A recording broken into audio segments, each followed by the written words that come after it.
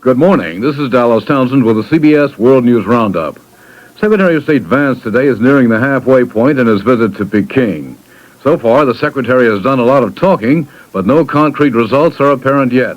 And Bernard Kalb reports that Vance still seems to be waiting for an invitation. The Chinese are masters of the art of diplomatic drama, with sudden invitations to meet the chairman of the country at his hideaway villa or to meet with his senior deputy. But so far, almost midway in his visit to China, Secretary Vance has received no such invitation so far as is known.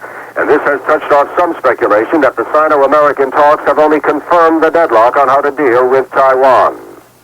But this sort of judgment that Vance may get a cold shoulder from the senior Chinese leadership is vastly premature. There are still more than 2 full days to the Vance mission in Peking, and invitation is still possible. In that connection, one U.S. official says the atmosphere of the talks is good. The Chinese, as usual, say nothing. The Vance mission has now reached the point of interlude. The Secretary spent 5 hours over the last 2 days outlining the U.S. view of the world, also underlining the U.S. desire to improve relations with Peking, but without abandoning Taiwan, which is what China wants the U.S. to do. The next move is China's. The question is whether China's private position contains nuances of flexibility on Taiwan. So far, no hint of that. Bernard Kalb, CBS News, Peking. President Carter today holds his 14th formal news conference.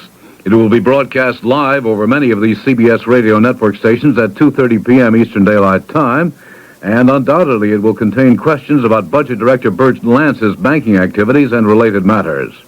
Yesterday, the White House reported that in 1975 and 1976, Mr. Carter made 5 flights on a plane owned by the National Bank of Georgia, which Lance headed at the time, and that the bank